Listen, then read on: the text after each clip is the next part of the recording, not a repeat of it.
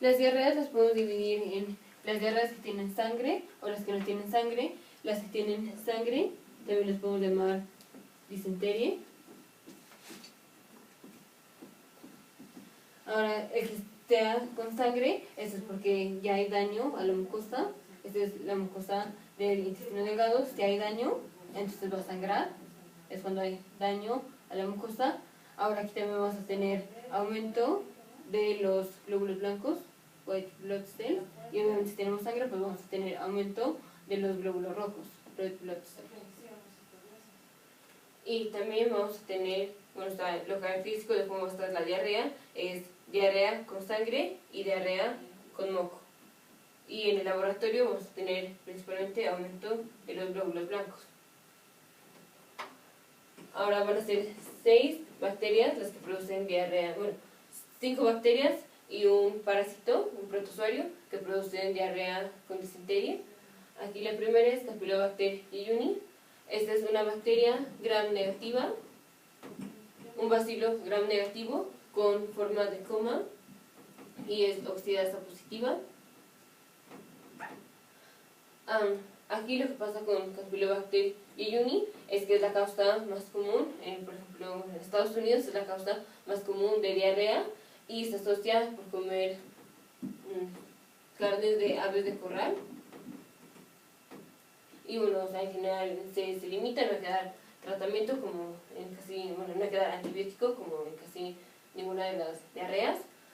Ahora, como complicación de infección con Campylobacter jejuni va a ser una síndrome de Guillain-Barré.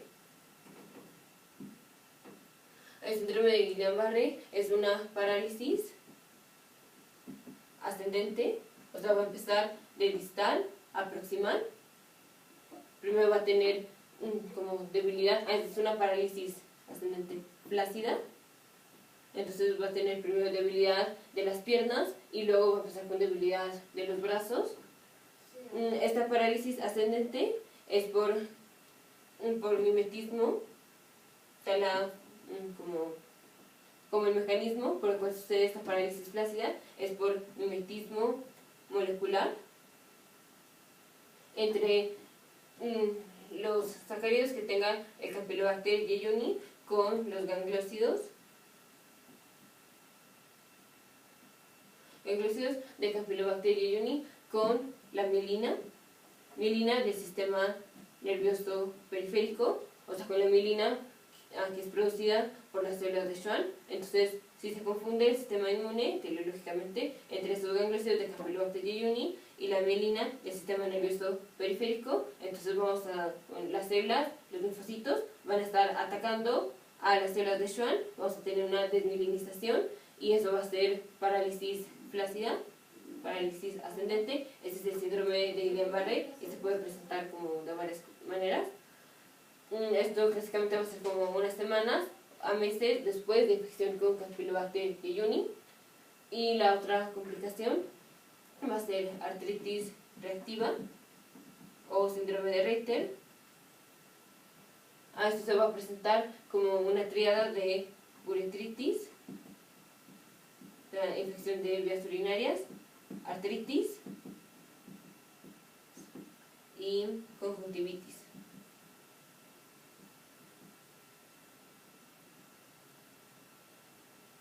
Ahora, entamoeba histolítica, esto es un parásito. Aquí como complicación, bueno, o sea, igual se va a presentar con diarrea con sangre. Ahora esto va a ser en países subdesarrollados como aquí en México. Ahora, complicación de la entamoeba histolítica va a ser absceso hepático. Ahora, si el absceso hepático se rompe, va a haber anafilaxis. Va a haber vasodilatación, o sea, bueno, primero va a haber aumento en la histamina, va a haber vasodilatación. La vasodilatación va a ser tal que el paciente va a entrar en shock hipovolémico, porque todas las arterias, todas las venas van a estar dilatadas, entonces obviamente va a tener disminución en la presión arterial, y bueno, va a tener anafilaxis, va a haber que inyectarle epinefrina para hacer vasoconstricción y tratar de recuperar, bueno, que aumente la presión. Pero bueno, aquí muy importante, complicación de entamoeba histolítica es absceso, y si se rompe el absceso va a tener un shock anafiláctico. anafilaxis o choque hipovolémico. Y es un protozoario y da por tomar agua contaminada. Y en la biopsia del intestino delgado se van a ver úlceras con forma de matraz. A la siguiente es la Yersinia enterocolítica. Esto es igual, una bacteria, un bacilo gram negativo. Es no fermentador de lactosa, no fermenta lactosa. Es oxidasa negativa y es no productor de ácido sulfúrico. Entonces las colonias no se van a ver negras, se van a ver blancas. A la Yersinia enterocolítica clásicamente se va a presentar como si fuera apendicitis, pero en lugar de que el dolor sea del lado derecho, va a ser del lado izquierdo. Y esto da por tomar leche no pasteurizada. Ahora de Escherichia coli vamos a tener la enterohemorrágica y la enteroinvasiva. Ahora la enteroinvasiva se va a presentar como Shigella. Este es como clásicamente nada más va a haber necrosis más inflamación de la mucosa. Y bueno, diarrea con sangre y moco de la enteroinvasiva. Esta es la enteroinvasiva. Ahora de la Escherichia coli enterohemorrágica, esa va a ser principalmente por comer carne cruda. Bueno, a los niños les da por comer carne cruda o bueno, carne no bien cocida. Por ejemplo, hamburguesas que no tengan carne bien cocida. Aquí específicamente es Escherichia coli, bueno, es O157, H7. Estos son como el tipo de Escherichia coli enterohemorrágica. Este es un tipo O157, H7. Ahora, complicación de la enterohemorrágica es que esta cepa de Escherichia coli se parece a la toxina que es producida por la Shigella, que es la verotoxina. La verotoxina es producida por la Shigella. Ahora, las toxinas que produce esta E. coli, la O157, H7, se parecen a la verotoxina y lo que hacen es que, bueno, van a hacer daño a la mucosa y daño al endotelio de las arterias y de las venas, daño al endotelio. Y también promueven que la enzima que es ADAM TS13 es la enzima que rompe los polímeros del factor de von Willebrand. O sea, el factor de von Willebrand es secretado así en polímeros y luego ya se rompe y ya el factor de von Willebrand es el que se une a la colágena expuesta. Si este es el endotelio, aquí están las células endoteliales. Si hay colágena expuesta, aquí supongamos que esta es la colágena expuesta, uno de los factores de von Willebrand se une a la colágena expuesta y también se va a unir a una plaqueta. Ahora aquí si tenemos polímeros del factor de von Willebrand, la ADAM TS13 lo que hace es que rompe esos polímeros ya en cada uno de los factores de von Willebrand. Pero si tenemos disminución o alteración de la enzima ADAM TS13 por la Escherichia coli enterohemorrágica, entonces vamos a tener el factor de von Willebrand así en polímeros y esto va a ser va a promover la formación de coágulos, o sea de trombos. Se va a empezar a unir al endotelio, aquí los polímeros de factor de von Willebrand. Esto va a hacer que la plaqueta se una al factor de von Willebrand y entonces esto va a ser un trombo ahí en las arterias. Entonces vamos a tener formación de trombos y como nos estamos consumiendo las plaquetas, si el paciente llega a cortarse o algo, en ese momento tenemos que hacer hemostasia, pero como ya nos consumimos las plaquetas, entonces no tenemos plaquetas como para hacer la hemostasia, entonces al mismo tiempo que estamos formando trombos, también vamos a tener sangrado. Ahora, esto es lo que se llama anemia microangiopática hemolítica.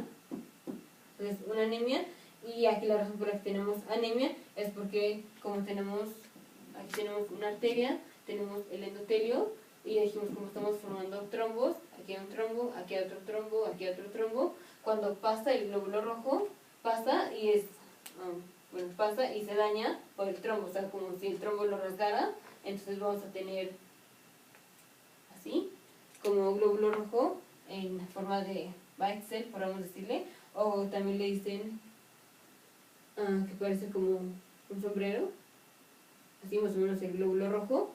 Esto es anemia angiopática hemolítica. Hemolítica pues porque va a haber lisis del glóbulo rojo. Anemia pues tenemos destrucción del glóbulo rojo, pues obviamente vamos a tener anemia. Y microangiopática es que estamos formando trombos y que al mismo tiempo estamos teniendo sangrado. También este paciente se va a presentar con síndrome de Hus. Esto es síndrome urémico hemolítico y va a ser una pentada de primero la anemia microangiopática hemolítica, en donde clásicamente en el frotis periférico, en el frotis de sangre, vamos a ver las células con forma de sombrero o los cistiocitos. Vamos a tener fiebre. Así tenemos disminución en las plaquetas porque las estamos usando para, como la pseudohemostasia. Entonces estamos construyendo plaquetas. Vamos a tener aumento entonces de los megacariocitos, un aumento en el número y otra aumento del tamaño del megacariocito. Esto sería como en biopsia de médula ósea. La otra va a ser como falla renal. Y la otra es que puede tener como síntomas neurológicos, pero síntomas del sistema nervioso, pero esta casi no ocurre. Esto es más para la otra enfermedad que es parecida al Hus, es la púrpura trombótica trombocitopénica que le da a las mujeres y es una enfermedad autoinmune. Aquí la de las más importantes es la falla renal, la fiebre y la anemia microangiopática hemolítica. Ahora en la salmonela, aquí la podemos dividir como salmonela de tipo TIFI y no TIFI. O las salmonelas del tipo no TIFI, esta está en animales como las tortugas, o por ejemplo en los cocodrilos, o así. La salmonella TIFI, esta va a estar, por ejemplo, en los pollos, obviamente los pollos no crudos. Ahora, características de la infección con salmonella TIFI es que una, en el abdomen, el paciente va a tener como puntos rojos. Otra es que siempre que tenemos un proceso inflamatorio, hay aumento de la frecuencia. O sea, como hay aumento del metabolismo en general, entonces hay aumento de la frecuencia, hay taquicardia y obviamente hay fiebre. Si tenemos un proceso inflamatorio, pues es porque ya tuvimos una invasión y el paciente va a tener fiebre. Esto es como característico de todas las diarreas invasivas, o sea, las diarreas con sangre.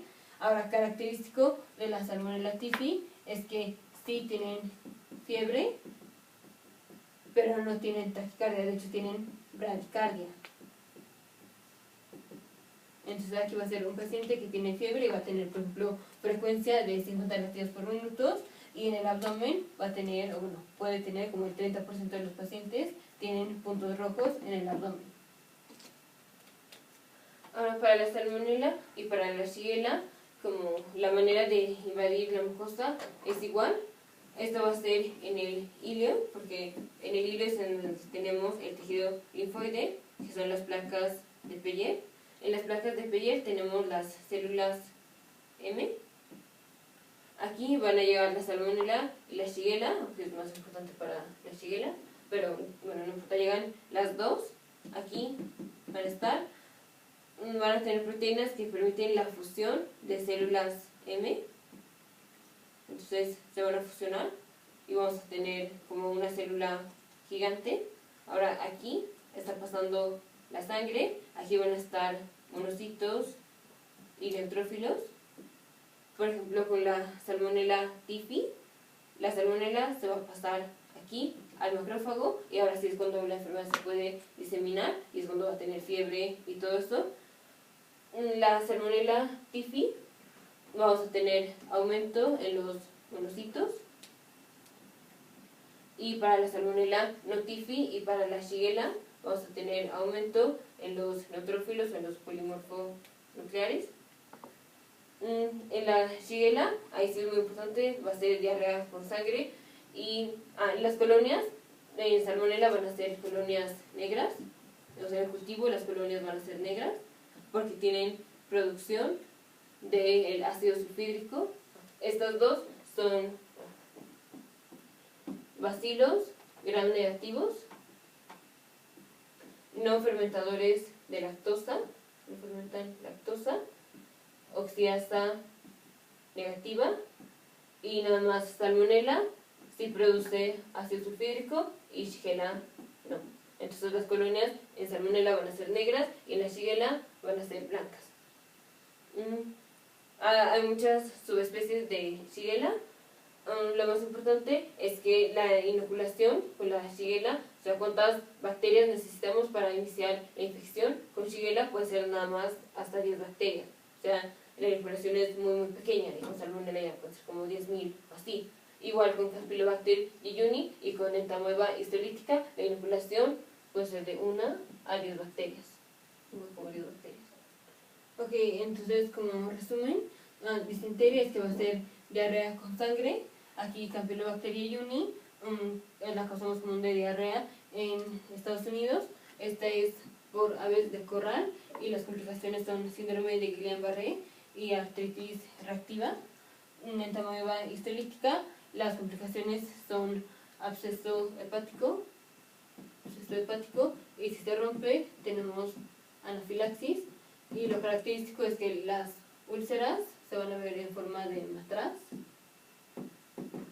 La Yersinia enterocolítica es transmitida por la leche no pasteurizada, y lo característico es que va a haber como apendicitis, pero fuera del lado izquierdo, o sea, igual dolor que empieza en epigástrico y ya conforme va avanzando se lateraliza al cuadrante inferior izquierdo, porque aquí estamos en Yersinia enterocolítica, entonces va a ser del lado izquierdo. De Escherichia coli tenemos la enteroinvasiva, que nada más va a ser como inflamación y necrosis de la mucosa, y la enterohemorrágica, que es la, específicamente 0, o 157, 2.H7, que produce el síndrome urémico hemolítico, hemolytic uremic syndrome, que se presenta con la anemia microangiopática hemolítica, que ya vimos que es formación de trombos, y que al mismo tiempo el paciente está sangrando. Esto es en general en niños y es por comer carne cruda o no, carne no bien cocida. Y la Salmonella, lo característico de la Salmonella typhi es que va a haber fiebre, pero va a haber disminución en la frecuencia, o sea, va a tener bradicardia, a diferencia de todas las demás que tienen fiebre y tienen taquicardia. Y aquí, esta es por comer pollos crudos, y característico en el abdomen para tener puntos rojos. Entonces van a ser 6 microorganismos que producen diarrea con disentería y nada más, 5 bacterias y un protozoario. Te vemos en el siguiente video. Este video fue grabado en la Embajada de la República de Escocia.